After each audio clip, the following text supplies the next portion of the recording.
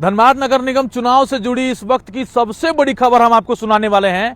धनबाद के पूर्व महापौर चंद्रशेखर अग्रवाल ने भाजपा का दामन छोड़ अब झामुमो संग अपना रिश्ता जोड़ लिया है। आप हमारे पीछे देख पा रहे हैं कि 4 फरवरी को यहां पर स्थापना दिवस मनानी है और कल ही जो केंद्रीय प्रवक्ता है विनोद पांडे वो यहां पर आए थे और उन्होंने झामुमो समर्थित उम्मीदवार के रूप में नीलम मिश्रा को घोषित किया था और बाकायदा नीलम मिश्रा ने आज अपना नामांकन भी करवाया। और अभी की यह ब्रेकिंग हम आपको सुना रहे हैं, चंद्रशेखर अग्रवाल ने भाजपा से अपना रिश्ता नाता तोड़कर और झामुमो में शामिल हो गए हैं।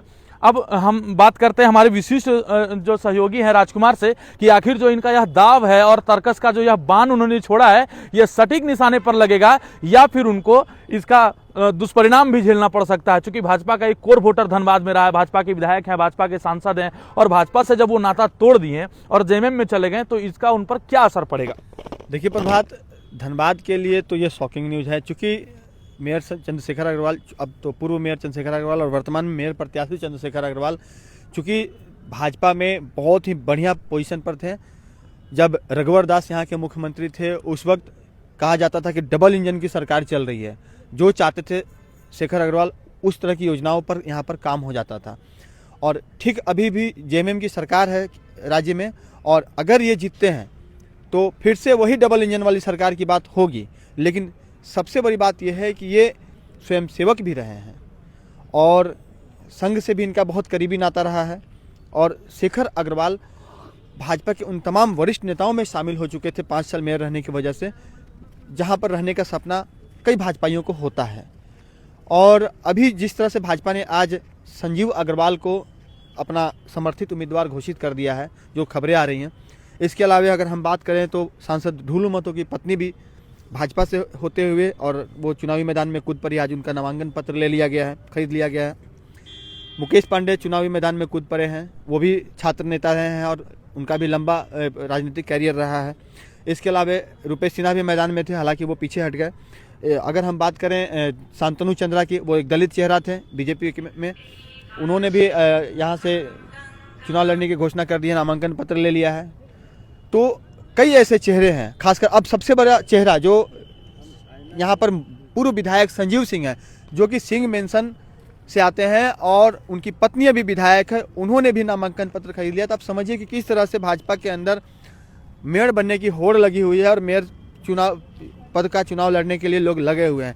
भृगुनाथ भगत भी भाजपा से हैं, रीता वर्मा के बहुत करीबी रहे हैं और रीता वर्मा जो कि 4 बार धनबाद की सांसद रह चुकी हैं, केंद्रीय मंत्री से भी वो धनबाद को सुशोभित कर चुकी हैं। तो आप सोचिए कि भाजपा के इतने सारे चेहरे जब मेयर पद के लिए लड़ रहे हैं और उन्हें एक आशा थी, शेखर अग्रवाल को आशा थी कि भाजपा उन्हें अपना चेहरा बनाएगी, लेकिन भाजपा ने उन्हें अपना चेहरा नहीं बनाया। ऐसे में उन्होंने यह निर्णय लिया है। लेकिन अब एक बड़ी समस्या खड़ी हो गई है नीलम मिश्रा के लिए, जो कि डॉक्टर नीलम मिश्रा ने आज ही नामांकन किया है।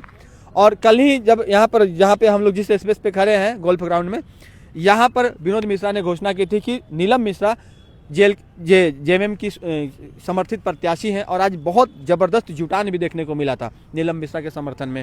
पूरे जिले भर से भाजपाइयों का जुटान, क्षमा करेंगे, जेएमएम कार्यकर्ताओं का जुटान हुआ था, वरिष्ठ नेताओं का जुटान हुआ था और सबों ने मिल करके नीलम मिश्रा के लिए यहाँ पर जो फील्डिंग सजाने का काम किया। लेकिन अब नीलम मिश्रा के लिए भी मुश्किलें बढ़ जाएंगी, क्योंकि जो जेएमएम के जो वोटर हैं वो इधर वोट करें या उधर वोट करें वो समझ नहीं पाएंगे और वोटों का बंटवारा होगा और ऐसे में नुकसान किसको होगा वो तो आने वाले वक्त में पता चलेगा। तो बिल्कुल जिस तरह से हमारे विशिष्ट सहयोगी राजकुमार ने बताया कि चंद्रशेखर अग्रवाल का झामुमो में जाना एक बहुत बड़ा जो है फैसला माना जा रहा है और धनबाद की राजनीति में खास करके धनबाद नगर निगम का चुनाव सर पर है। 23 तारीख को चुनाव होना है और 27 को मतगणना होना है। पहले महापौर रह चुके चंद्रशेखर अग्रवाल ने भाजपा का दामन छोड़ अब झामुमो में शामिल हो गए हैं।